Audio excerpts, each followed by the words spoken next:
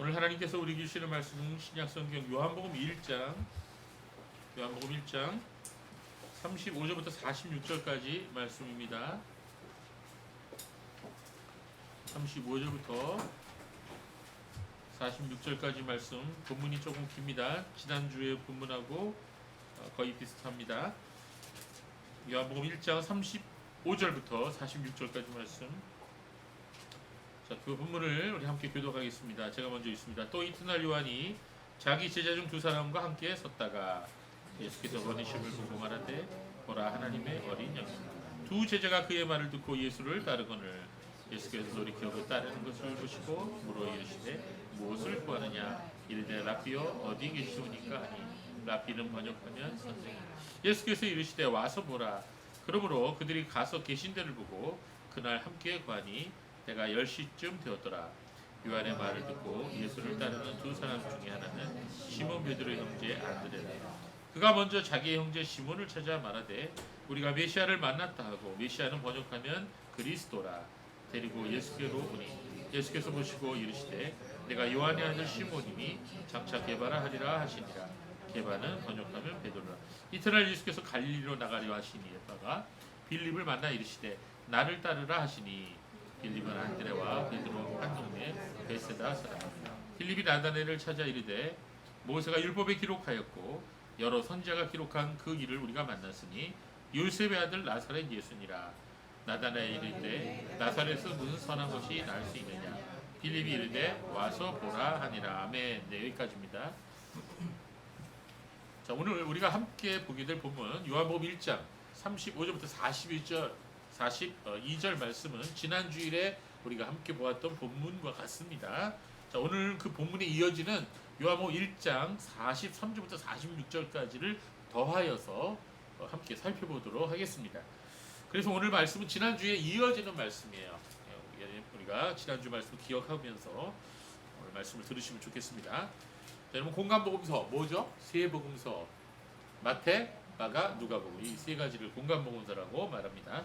이 공간복음서에서는 예수님께서 세례 요한에게 세례를 받으시고 그리고 곧장 광야로 가셔서 광야에서 마귀에게 시험을 받으셨죠. 자, 그 사건을 다 공간복음서가 다 기록하고 있습니다. 세 복음서가 모두 기록하고 있습니다. 그런데 그 다음에 곧바로 어떤 말씀이 나오냐면 예수님께서 복음을 전파했다라는 말씀이 나와요. 그런데 그 복음을 전파했다는 말씀 바로 직전에 세례 요한이 잡혀서 옥에 갇히게 됐다라는 말씀을 증거하고 있습니다. 즉 세례 요한의 옥에 갇히자마자 예수님께서 복음을 전파하기 시작하셨다. 이렇게 공간복음서는 말씀하고 있습니다. 마태복음 4장 12절에 보면 예수께서 요한이 잡히셨음을 들으시고 갈릴리로 물러가셨다가 이렇게 말씀하고 있고요. 마가복음 1장 14절에서도 요한이 잡힌 후에 예수께서 갈릴리로 오셔서 하나님의 복음을 전파했다고 말씀하고 있습니다. 누가복음에서는 4장 14절에 세례 요한이 잡힌다는 말씀은 없지만 예수께서 성령의 능력으로 갈릴리에 돌아가시니 그 소문이 사방에 퍼졌다. 이렇게 말씀하고 있습니다. 즉 이 세 복음서 모두가 다 예수님이 세례 요한이 잡힌과 동시에 갈릴리에서 복음을 전파하기 시작하셨다고 그렇게 전하고 있는 것입니다. 그런데 실제로 예수님께서 세례 받으시고 광야에서 시험을 받으시고 나서 세례 요한이 옥에 갇힐 때까지의 그 중간에는 사실상 시간이 꽤 흘러 있어요. 시간이 꽤 중간에 있습니다. 그래서 그 사이에 있던 일들을 공간복음서는 기록하고 있지 않지만 요한복음에서는 다루고 있습니다. 요한복음이 우리가 오늘 읽은 그 본문으로부터 시작해서 그리고 요한복음 3장 24절까지 그 내용은 모두 예수님이 세례를 받으시고 그리고 마귀에게 시험을 받으시고 나서 다시 유대 땅으로 오셨다가 또 갈릴리로 가신 그 중간의 내용에 예수님이 하신 사역에 대해서 기록하고 있는 것입니다. 자, 요한복음 3장 24절을 보면 이런 말씀이 나와요. 요한이 아직 옥에 갇히지 아니하였더라. 이 말씀이 나오죠. 그래서 요한이 아직 옥에 갇히지 않은 상태에서 예수님도 사역하시고 세례 요한도 사역하는 그런 양쪽에서 같이 사역을 하는 그런 기간이 어느 정도 나와 있다는 것을 우리가 요한복음을 통해서 알 수가 있습니다. 그래서 우리가 요한복음 4장까지의 내용은 예수님의 사역과 세례 요한의 사역이 동시에 이루어지고 있다는 것을 우리 염두에 두고 말씀을 읽으면 도움이 될 것입니다. 자, 그러면 오늘 본문 요한복음 1장 35절에서 46절로 다시 돌아와 보겠습니다. 자, 먼저 35절부터 37절 말씀 다시 한번 읽어볼까요? 또 이튿날 요한이 자기 제자 중 두 사람과 함께 섰다가 예수께서 거니심을 보고 말하되 보라 하나님의 어린 양이로다. 두 제자가 그의 말을 듣고 예수를 따르거늘. 이 지난주에 우리가 다뤘죠, 이 말씀. 자, 여러분, 사람의 된대미를 보려면 언제 알 수 있냐? 그것은 그가 물러나는 때를 보면 알 수 있다. 이런 말을 우리가 들을 수가 있습니다. 그러니까 우리가 알고 있는 사람들 중에는요, 물러나야 할 때 물러나지 못하고 그 자기 자리에 연연하다가 그만 사람들에게 손가락질 받는 그런 사람들을 우리가 종종 봅니다. 또 어떤 사람은 이 과도한 욕심을 부려요. 그래서 나서지 말아야 할 자리에 나서고 자신의 그릇으로는 감당할 수 없는 그런 자리를 차지하기 위해서 무리수를 두는 사람들이 있어요. 그래갖고 정당하지 못한 방법을 동원해서 권력을 거머쥔 그런 사람들이 있어요. 그런 사람들 나중에 보면 어떻게 돼요? 마지막이 안 좋아요. 끝이 좋지가 않습니다. 그러는 과정에서 많은 사람들을 불행에 빠뜨리다가 결국 자기 자신도 불행해지고 수치를 당하는 그런 사람들 우리가 볼 수가 있는 것입니다. 그러나 어떤 사람은 자신의 사명과 본문을 잘 감당하다가 이 유종의 미를 잘 거두는 사람이 있어요. 이 세례 요한은 그런 면에서 아주 훌륭한 사람이다, 이렇게 볼 수가 있습니다. 그는 예수님을 위해서라면 자신의 가진 모든 것을 포기할 준비가 항상 되어 있는 그런 사람이었어요. 자, 오늘 본문에 보면 지난 주일에도 말씀드린 것처럼 세례 요한이 자신의 제자들과 함께 서 있다가 예수님께서 지나가시자 자신의 제자들에게 예수님을 소개했어요. 저분을 따라가거라, 이렇게 했던 것입니다. 여러분이 아무리 자신보다도 훌륭한 분이 계시다 할지라도 그동안 자신에게 배우고 자신을 따르던 제자들을 그 제자들까지도 다른 사람에게 넘겨준다는 것이 결코 쉬운 일이 아니죠. 자, 이 모습을 보더라도 세례 요한이 얼마나 예수님만을 위해서 철저하게 살았는지를 보여주는 단적인 예라고 볼 수 있는 것입니다. 지난주에도 말씀드린 것처럼 세례 요한이 이렇게 얘기했죠. 요한복음 3장 30절에 그는 흥하여야겠고, 즉 그는 여기서 예수님이죠. 예수님은 잘 되셔야 되겠고 나는 스하여야 하리라. 나는 그냥 사람들에게 잊혀줘도 좋다, 이렇게 얘기를 했던 것입니다. 세례 요한은 자신이 물러날 때를 분명히 알았을 뿐만 아니라 또 철저하게 모든 삶을 예수님 중심으로 살았던 것입니다. 자, 주님의 일을 한다는 사람들 중에 자칫 잘못해서 주님께 올려드려야 할 그런 영광을 자신에게 돌리는 그런 아주 큰 죄를 저지르는 사람이 있어요. 이러한 실수들은 목회자들이 범하기 쉬운 그런 죄입니다. 자, 어떤 목사님들 보면요, 자신에게 관련된 명목으로 여러 가지 예배를 드리는 것을 볼 수가 있어요. 뭐 예를 들어서 성역 20주년 기념 예배, 이게 무슨 소리예요? 성역 20주년이 뭐예요? 예, 자기가 20년 동안 지금 목회를 했다는 거죠. 20년 목회 기념을 해서 감사 예배를 드린다. 뭐 사람들 많이 불러놓고 축하를 받습니다. 엄청나게 돈도 많이 받아요. 축하금도. 그리고 또 어떤 목사님은 서적 출판 감사 예배, 책 한 권 내놓고 그 책을 출판하면서 감사 예배 드리면서 그 책을 알리는 거야. 그 책을 막 파는 거야. 또 학위 취득 감사 예배, 이건 뭡니까? 박사학위 어디서 받아갖고는 그 박사학위 감사하다 그러고 그거 가지고 또 사람들 모아갖고 예배를 드리는 것입니다. 자, 이런저런 이름으로 예배를 드리는데, 명목을 걸어놓고 예배를 드리는데, 사실은 사람들을 동원하고 손님을 초청해서 막대한 교회 예산을 들여갖고 성대하게 예배를 드리는데, 그리고 야덕이 필요한 것까지 준비하죠. 부페 불러다가 다 먹입니다. 그런데 사실 그런 게 뭡니까? 자기 알리기 위한 거 아니에요? 자신이 주역이 되고 예수님은 들러리가 되는 거죠. 이건 분명히 잘못된 겁니다. 여러분, 어떤 목사님이 설교를 했어요. 설교를 참 잘했어요. 사람들이 뭐라 그랬어요? 야, 참 놀라운 설교다. 놀라운 잘한, 저분 참 설교 잘한다. 만약에 그렇게 얘기한다면 그분은 진정으로 올바른 설교를 한 게 아니죠. 설교를 듣는 사람이 뭐라 그래야 돼요? 오, 예수님, 주님은 놀라우신 분입니다. 말씀을 통해서 예수님을 찬양해야 돼요. 그리고 내 마음에 찔림을 받아서 주님, 내가 어떻게 하면 좋겠습니까? 이게 회개하려는 마음이 생겨야죠. 자, 이렇게 말해야 그 설교자가 자신의 사명을 잘 감당한 것입니다. 그렇습니다, 여러분. 우리가 어떤 일을 하든지 오직 하나님께 영광 돌리고 예수 그리스도의 영광을 위해서 우리가 해야 되는 거죠. 우리는 항상 무엇을 하든지 예수님만 높여지기를 바라야 되는 것이에요. 자, 세례 요한을 비롯해서 2000년 동안의 교회 역사 가운데 진짜 참된 주님의 종들은 그렇게 주님의 영광을 위해서만 살았다는 거죠. 자신의 영광은 뒤로 감추고 오직 주의 영광만을 위해서 살았다는 것입니다. 자, 오늘 본문에 등장하는 사람들이 있는데요. 오늘 등장하는 사람들이 모두 몇 명이냐면 7명이에요. 7명. 한 사람씩 한번 볼까요? 처음에 누가 나와요? 예수님 나오죠? 세례 요한 나오죠? 그리고 세례 요한의 두 제자가 나옵니다. 한 사람 이름은 알아요. 누구죠? 안드레입니다. 그리고 또 한 사람 이름은 기록되어 있지 않지만 우리가 사도 요한이라고 추측했죠. 그 다음에 누가 나옵니까? 시몬 베드로가 나와요. 그리고 오늘 본문에 보면 빌립과 나다나엘이라고 하는 이 사람들도 예수님의 제자가 된 사람들이죠. 모두 합쳐서 7명의 사람들이 등장하고 있습니다. 근데 이들 중에 안드레와 빌립이라는 사람을 우리가 한번 주목해 봅니다. 자, 안드레라는 이름과 빌립이라는 이름은 전부 다 헬라식 이름이에요. 그러니까 헬라어 이름이라는 거예요. 그러니까 쉽게 얘기하자면 우리나라 사람들도 요새 좀 이렇게 그 인터내셔널한 그런 사회가 돼서 그런지 모르지만 순수한 한국식 이름을 사용 안 하고 영어식 이름을 사용하는 사람들이 있죠. 특히 연예인들이나 이런 사람들이 영어식 이름 많이 사용하죠. 본명은 따로 있는데 영어식 이름을 사용합니다. 예, 제 오촌 중에도 아이비라는 사람이 있어요. 아이비, 춤추는 가수. 아이비가 누군지 아십니까? 예. 근데 그 아이비 본명은 박은혜예요. 박은혜. 예. 그런데 육촌이구나. 오촌이 아니라. 근데 아이유도 역시 마찬가지죠. 아이유도 이름이 뭐죠?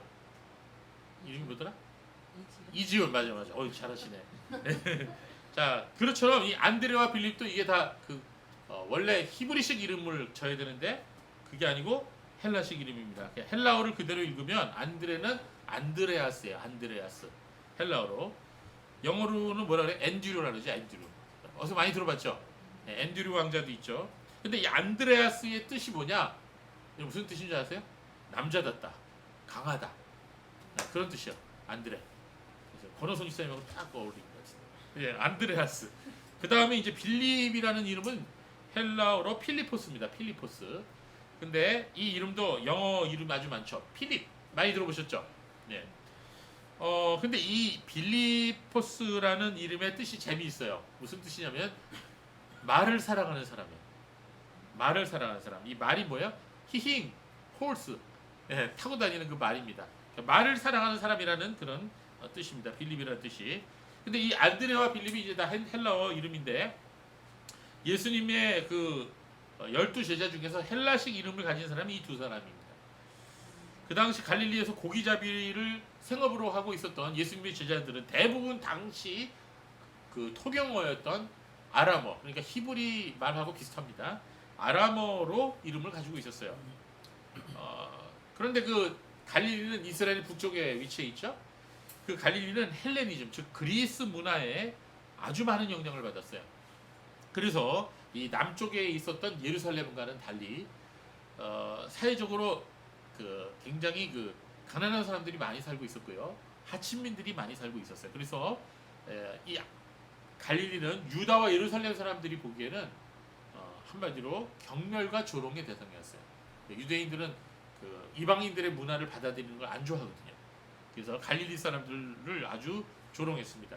저놈들은 이방인들하고 섞여 다니는 사람들이고 그리고 아주 형편없는 그런 사람들이다, 이렇게 말했던 것이죠. 그렇지만 안드레와 빌립이 헬라식 이름을 가지고 있었다는 것은 그러한 그 어려운 환경 속에서도 그들이 지적이고 문화적인 욕구가 있었다는 것을 말해주는 것이라고 할 수 있는 것입니다. 자, 예수님과 제자들이 살고 있었던 당시 팔레스타인 사람들은 로마라고 하는 큰 제국의 지배 아래에 있었습니다. 그런 로마가 지배하기 이전에도 거의 500년을 가까이 이 지역은 외세의 침략을 받고 아주 굉장히 큰 고생을 했던 그런 지역이었어요. 그래서 이 이스라엘 땅은요, 이 지정학적인 위치가 꼭 우리나라하고 굉장히 비슷해요. 그래서 이 북쪽과 동쪽으로는 고대로부터 당시 아주 유명했던 그런 고대 근동의 패권을 다투었던 그런 제국들이 있었습니다. 어, 아시리아라고 하는 나라, 고대로부터 또 바벨론이라는 나라, 또 그 후에는 페르시아라고 하는 나라, 그리고 알렉산더 대왕의 마케도니아라는 나라, 그리고 로마 제국, 이와 같은 나라로 이어지는 대제국들이 계속해서 이스라엘 땅을 짓밟았어요. 그리고 남쪽으로는 어떤 나라가 있었냐면 이집트가 있었습니다. 이집트도 굉장히 큰 나라죠. 이집트하고 팔레스타인이 좋은 관계를 유지할 때도 있었지만 그렇지 못할 때가 더 많았죠. 특히 이 북쪽에 있는 강대국들하고 이 남쪽에 있는 이집트가 이 전쟁을 벌일 때가 많았는데, 그때는 항상 전쟁을 어디서 벌였어요? 이 팔레스타인, 이 유대 땅에서 벌인 거예요. 그래서 항상 이 강대국들의 전쟁터가 되고 말았던 겁니다. 우리나라도 그러지 않았습니까? 예, 가깝게는 러일 전쟁, 청일 전쟁 다 우리나라에서 벌어졌잖아요. 예, 우리나라가 위치한 이 지정학적인 위치와 너무 닮았어요. 자, 예수님 당시에는 어떤 나라가 이 팔레스타인이 점령을 했습니까? 팔레스타인을 로마 제국이 점령을 했죠. 이 로마 제국이 그 당시 너무나 강력했기 때문에 더 이상 전쟁의 소용돌이는 없었습니다. 그러나 로마 제국의 압제 아래 고통을 당했는데, 사람들이 제일 힘들었던 게 뭐냐면은 바로 무거운 세금이었어요. 그러니까 로마는 자기가 점령한 나라에 세금을 거둬들이도록 해서 그것을 로마로 가져오게 했습니다. 그래서 이 세금을 잘 거둬들이기 위해서 세운 게 뭐예요? 세리들이었어요. 이 세리들은 로마가 얼마를 받아라 하고, 한 사람당 얼마씩 받아라고 정해주면요, 그보다 4배나 더 뻥튀기해서 받았어요, 사람들한테.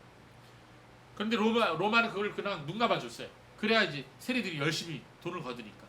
그래갖고 이스라엘 사람들 중에 세리라고 하면 부자 아닌 사람이 없었어요. 전부 다 부자가 되었어요. 지금은 그렇지 않지만 우리나라도 옛날에, 아주 옛날에는 이 세무서에 다닌다 그러면 다들 야 부러워했어요. 왜? 세무서에 다니면서 아파트 한 채씩 다 샀거든요. 그러니까 봉급을 받는 거 외에도 뒷돈 받는 게 많았어요. 예, 그러면서 세금 깎아주고 막 이런 식으로 비리를 저질러. 지금은 그렇게 하면 큰일 나죠. 자, 그런데 이 세리들이 이처럼 사람들에게 그 돈을 뜯어가니까 사람들이 세리를 무척 미워했습니다. 그래서 당시 사람들이 세리를 이방인들처럼 취급했고요. 그리고 미워했던 것입니다.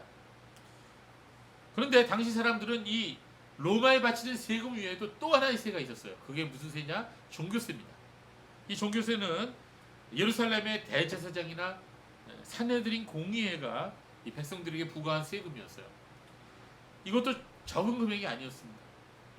백성들은 로마에 내야 하는 세리가 자기 멋대로 걷어가서 너무나 그렇지 않아도 허리가 휘어질 판인데, 거기다 종교세까지 내야 되니 얼마나 살기가 어려웠는지 모릅니다. 자, 여러분 한번 생각해 보세요. 당시 갈릴리에 살아가고 있었던 사람들은 생업이 주로 농사나 어업이었어요. 예. 근데 열심히 고기 잡고 농사 지어갖고 만약에 100만 원을 벌었다 합시다. 근데 그 중에서 60만 원을 세금으로 낸다 하면 살 수가 있겠어요, 여러분? 예. 그건 너무너무 힘들었어요. 그래서 사람들이 하루 일하고 하루 겨우 먹고 그렇게 살았던 것입니다. 그러다가 세금을 내지 못하면 어떻게 돼요? 땅을 모조리 빼앗기고 더 나아가서는 노예로 팔려갈 수도 있어요. 그래서 사람들이 절대 빈곤층에 빠진 사람들이 아주 많았던 거예요. 오늘날 상황하고 많이 비슷하죠. 자, 세상이 이렇게 되어버리면 사람들이 어떻게 되죠? 반사회적으로 변해버려요. 반사회적으로. 당시 사람들 중에는 일부가 이 도적도에 가담하는 사람들도 꽤 있었어요. 그리고 어떤 사람들이 있었냐면, 야, 이놈의 세상 다 불질러버리자 이렇게 생각하면서 이 무력으로 세상을 뒤집어버리고 싶어하는 저항 세력이 생겼습니다. 자, 그런데 그들 중에 유명한 당이 하나 있었는데, 그 당의 이름이 무슨 당이냐면 젤롯 당입니다. 젤롯 당. 네, 우리나라로 말하자면 열심당인데요. 이 젤로테스라고 하는 이름에서 나온 건데, 하나님과 율법에 열심히 있는 자라는 뜻이에요, 원래는. 예, 여기서 이제 영어도 나오지 않았습니까? 젤로스. 예, 뭐라죠? 누구를 뭐 한다 그러죠? 예, 질투한다 그러죠. 예, 그러니까 그만큼 열심히 있다는 거예요. 그래서 이 젤롯당이라는 사람들은요, 열심당원이라고 하는 이 사람들은 유대를 로마로부터 해방시키기 위해서, 독립시키기 위해서 무력으로 대항하는 그런 유대 나라의 독립군들이라고 이렇게 볼 수가 있습니다. 그래서 그들은 언제나 가슴 속에다 칼을 갖고 다녔는데요. 칼을 가슴에다 품고 다녔어요. 그 칼을 뭐라 그랬냐면 시칼이라고 그랬어요. 시칼. 그래서 우리나라 그 시칼하고 똑같죠. 그래갖고 그게 이제 암살용 칼이에요. 그래서 다니다가 이 친로마주의, 예를 들자면 우리나라 일제시대 때 친일파들을 얘기하는 것 같이 친로마주의를 만나면 그 기회가 있으면 암살했어요. 그래서 그 사람들을 뭐라 그랬냐, 시칼을 품고 다닌다 그래서 시칼이라 그랬어요. 시칼이 열심당원들을. 예.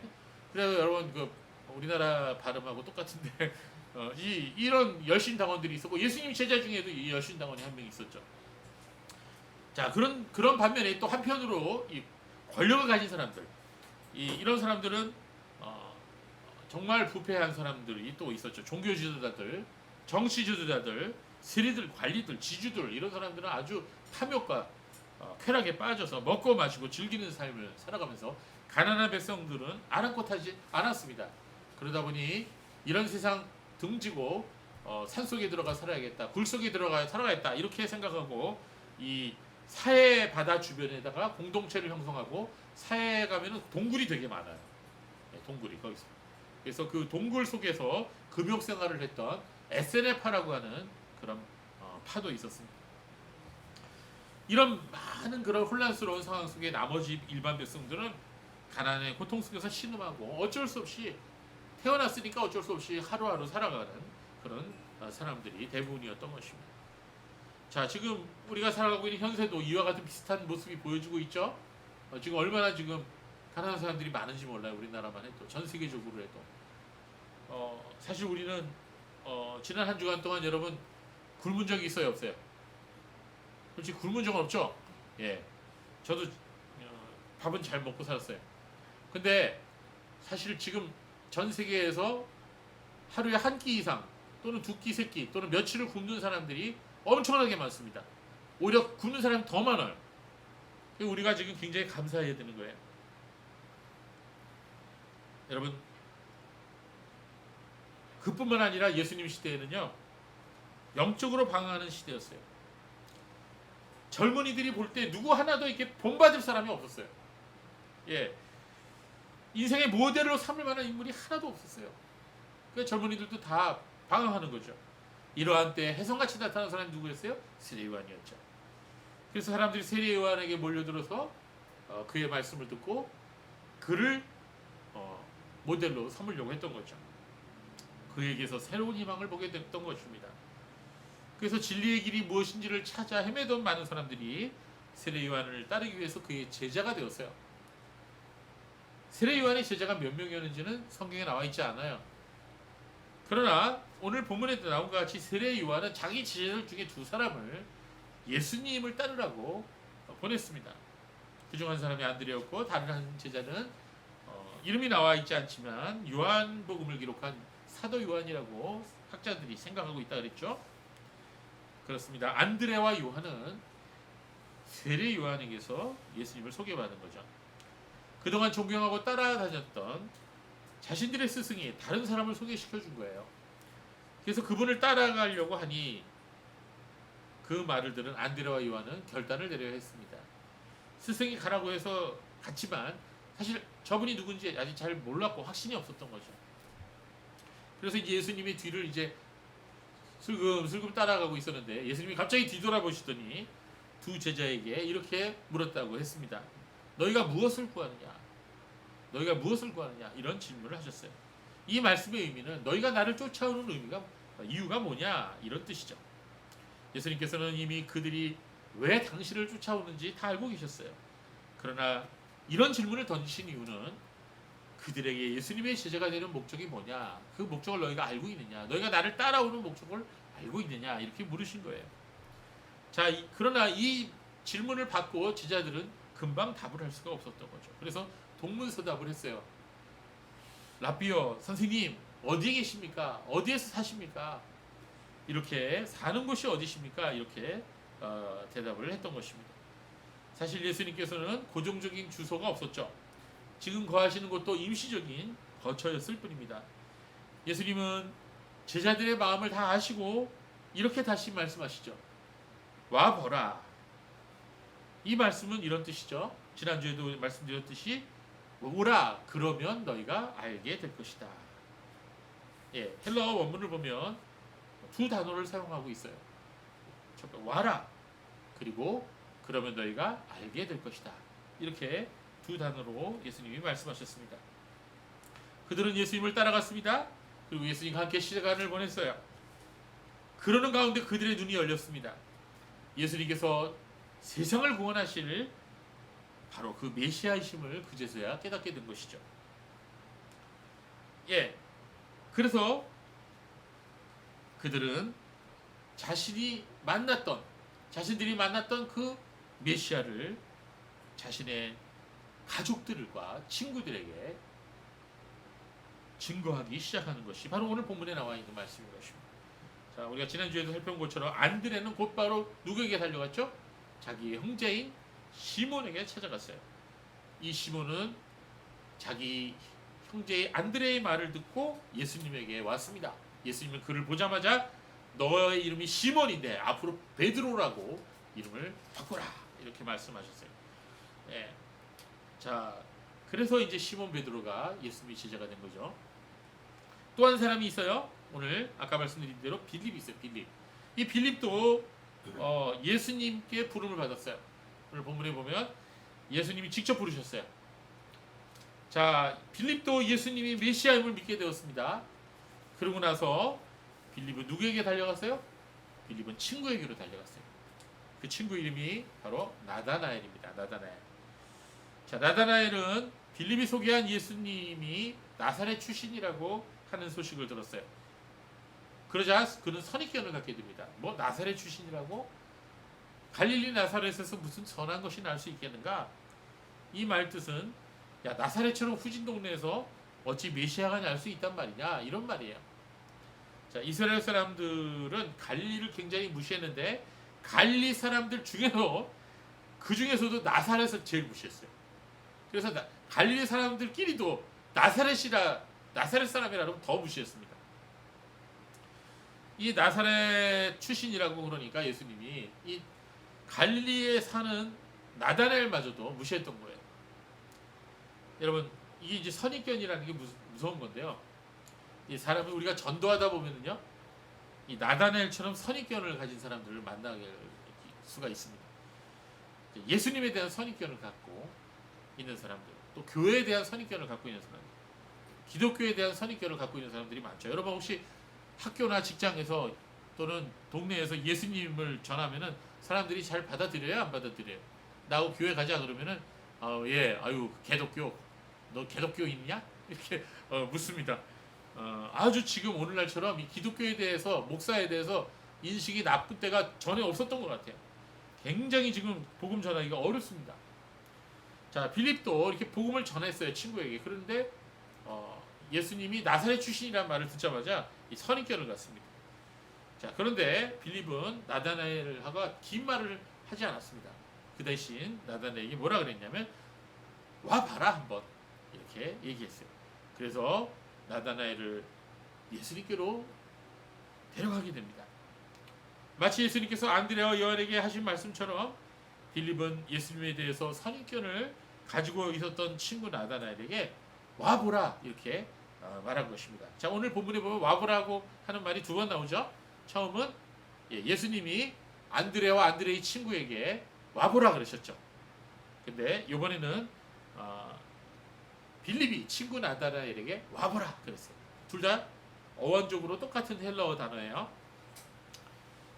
자, 여러분 이 전도라고 하는 거는요, 이 말을 이렇게 잘해야지만 할 수 있는 거 아니에요. 여러 가지 뭐 이렇게 성경에 교리 지식이 많고 그리고 성경 지식이 많아야 내가 친구에게 전도할 수 있다 이렇게 생각하면 안 됩니다. 전도는요, 예수님을 전하는 거거든요. 예수님께로 이끄는 거거든요. 그게 전도거든요. 예수님을 만난 사람이라면 누구나 다 할 수 있는 게 전도예요. 그래서 여러분이 혹시 내가 전도를 할 때 그에게 말씀을 충분히 증거할 수 있는 그런 자신이 없다면 어떻게 해요? 제일 좋은 방법이 있어요. 와보라 그러면 돼요. 와보라. 예, 우리 교회 한번 가보자. 그래서 이 사람을 하나님께서 부르시는 방법이 참 다양한 방법인데 많이 있는데 그러나 분명한 사실은요. 하나님께서 구원하시기로 작정한 사람은 반드시 구원하신다는 거예요. 그래서 우리가 사람을 예배드리는 장소까지 교회로까지 데리고 오면은 그 다음 그분을 하나님께서 구원하시기로 예배하신 사람일 경우에는 반드시 그분은 하나님께서 그 마음을 여시고 예수님 만나게 하십니다. 오늘 본문에 나오는 사람들은 이 친구나 가족에 의해서 예수님 만났어요. 이렇게 평소에 잘 알고 지내던 사람들에게 복음을 전하는 걸 뭐라 그래요? 관계전도라 그래요. 관계전도. 예, 통계에 의하면요. 교회에 나와서 신앙을 갖게 된 사람들의 95%가 이런 관계전도를 통해서 교회에 나오게 되었다는 것입니다. 자, 그런데 이 관계전도를 하려면요. 조건이 하나 있어요. 그 뭐냐면요. 이 예수님을 전하는 사람들이 이 인격이 예수님 믿는 사람이 돼야 돼요. 만약에 그 사람이 막 살면서 사람들에게 본이 되지 못하면요. 관계전도를 하면 어떤 반응이 나와요? 야, 너처럼 믿으려면 내가 차라리 절을 가겠다. 뭐 이렇게 얘기가 나올 수 있어요. 그런 말 나오면 안 되겠죠? 예, 그래서 우리가 전도를 하기 위해서라도 우리가 말이나 행동 조심해야 되는 거예요. 예, 우리가 만약에 우리의 삶 속에서 우리의 가족들이나 우리의 이웃들에게 예수님을 내가 만나서 변화된 모습을 보여준다면 그게 가장 강력한 전도의 동기가 되는 거예요. 예, 그래서 그렇다고 완벽한 사람이 전도할 수 있는 건 아닙니다. 그러나 분명한 것은 사람이 전도를 하기 시작하면요. 전도하지 않는 사람들보다 훨씬 더 건강하게 된다는 거예요. 시당적으로. 영적으로 병들지 않게 된다는 거예요. 그래서 하나님께서 이 전도하는 사람들에게 주시는 복이 참 큽니다. 여러분 전도 생활을 한번 시작해 보세요. 예, 여러분 요새 노방전도하는 사람 가끔 만날 수 있죠.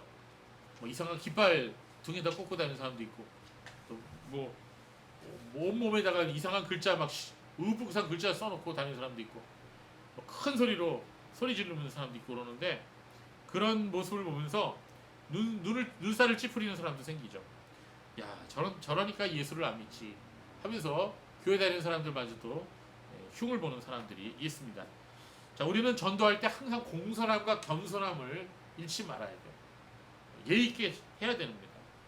그러나 이 노방전도 자체가 의미 없다고 해서는 안 돼요. 이 노방전도는 또 하나님이 사용하시는 또 하나의 방법입니다. 사람들에게 이렇게 우리가 복음을 전할 때 그것이 그 사람에게 복음의 씨앗으로 심겨지는 거예요. 그래서 어떤 분이 조사를 했는데요. 한 사람이 처음 복음을 듣고 예수님을 믿고 예수님을 영접하게 될 때까지 보통 4번의 복음 전도를 받는데요. 4번에. 그러니까 내가 전도해서 그 사람이 당장에 믿지 않는다고 실망할 필요가 없어요. 언젠가는 그 사람을 하나님께서 인도하실 거예요. 자, 여러분, 제가 한 사람이 예를 들어 드릴게요.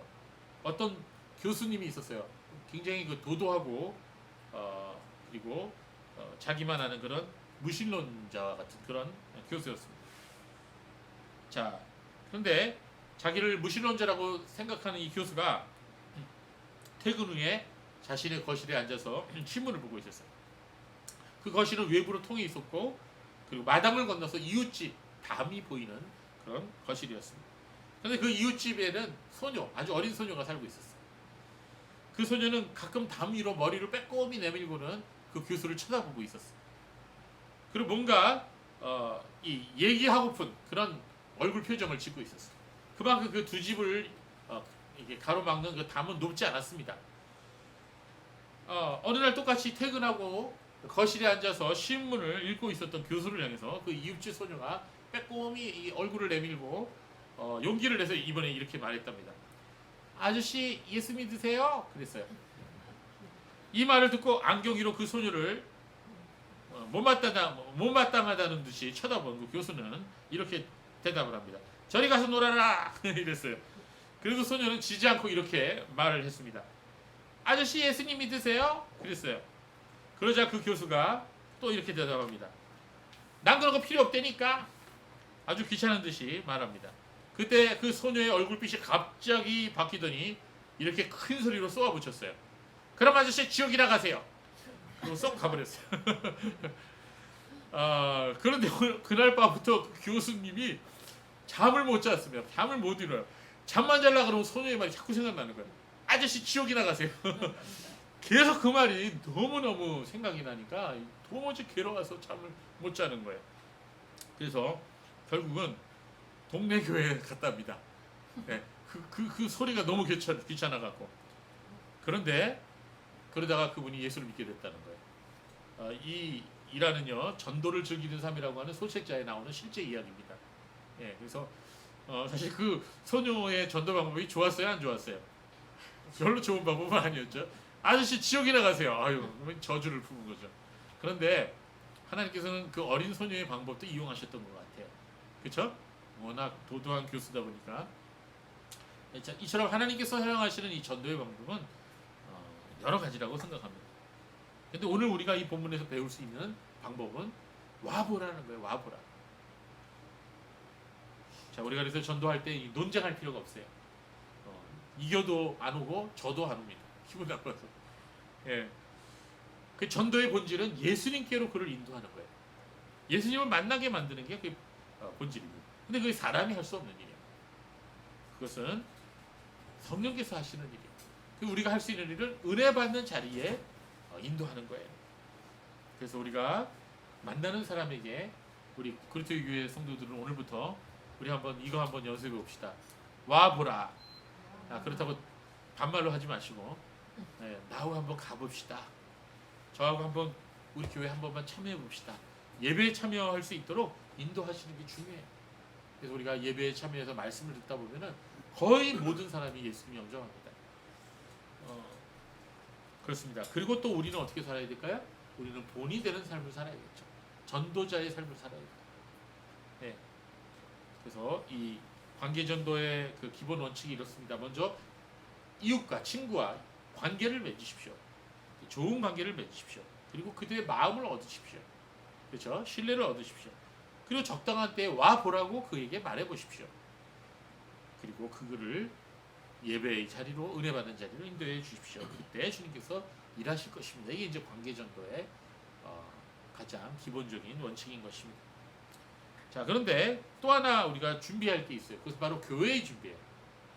우리가 어떤 분이 오늘도 이제 우리 권지사님의 우리 따님이 오셨는데 우리 새로 오는 가족들이 있을 수 있잖아요, 앞으로. 그런 분들이 왔는데 누가 오더라도 교회에서 사랑을 느낄 수 있어야지. 어떤 사람이 처음으로 교회를 갔는데요, 그날따라 그 교회에서 사람들이 싸우더랍니다. 예. 네가 잘났냐? 내가 잘났지. 그러면서 막 서로 싸우더래요. 그래서 교회 다니는 사람들 싸우는구나. 그러고선 다시는 교회 안 나갔답니다. 그 사람이. 그냥 굉장히 서글픈 이야기예요. 여러분이 우리가 섬기는 이 교회가 어떤 모습이 되어야 될까요? 자, 와보라 해서 와봤는데 예수님의 모습은커녕 세상 사람들의 모습을 보여주면 안 되겠죠. 자, 우리는 예수님이 우리 가운데 계신 것을 세상 사람들이 와봤을 때 느낄 수 있어요. 그럼 어떻게 할까요? 우리가 정말 주님을 향하여 우리 마음을 다해서 예배하고 하나님의 은혜와 말씀의 역사가 강력히 역사하는 그런 예배와 그런 교회가 되겠죠. 그걸 위해서 여러분 기도해 주세요. 하나님의 말씀의 역사가 풍성히 있고 성령의 역사가 강하게 역사하는 그런 우리 그리스도의 교회가 되게 해달라고 기도해 주세요. 이걸 위해서 계속해서 1년이면 1년, 2년이면 2년 계속해서 끊임없이 기도해 주시기를 바랍니다. 하나님께서 저와 여러분의 기도를 응답해 주시라고 믿습니다. 예배에 참석하기만 해도 하나님의 사랑과 은혜를 느낄 수 있게 그런 교회가 되기를 하나님께 간구합시다. 그리고 우리는 또 어떻게 될까요? 먼저 다가가서 인사도 하고 웃어주고 그렇게 해야 되겠죠. 말이라고 하는 게 참 중요해요. 이 말이라고 하는 것을 통해 하나님의 은혜도 전달되고 하나님의 사랑도 전달돼요. 마찬가지로 이 마귀도 이 말을 통해 역사합니다. 그래서 우리 성도들은 항상 이 말을 조심해요. 그래서 사도 바울도 항상 그 말을 통해서 은혜를 끼치는 말을 하라 그랬죠. 그리고 우리가 꾸준히 관심을 가지고 또 그분의 신앙이 자라도록 우리 앞에 도와주고 그리고 영적인 도움을 주어야 되겠습니다. 여러분 한번 생각해 보십시오. 하나님의 입장이라면 어떤 교회에 영혼들을 보내시겠어요? 그것은 바로 은혜가 넘치는 교회 아니겠습니까? 사랑이 넘치는 교회가 아니겠습니까? 그래서 우리가 교회 부흥을 위해서 기도하면서 또한 내 자신부터 먼저 변화되기를 위해서 하나님 앞에 간절히 기도해야 되겠습니다. 그러므로 와보라고 담대하게 말할 수 있는 그런 성도가 되시고 그러한 삶이 되어야 하겠습니다. 와보라고 담대하게 말할 수 있는 그런 교회가 되어야 하겠습니다. 자, 오늘 본문 지난주에 이어서 우리가 전도에 대한 그런 말씀을 들었는데요. 우리 그리스도교회 이제 정말 하나님께서 우리를 통해 영혼들을 구원하시는 그런 은혜가 우리 교회에도 있기를 바랍니다. 기도하겠습니다.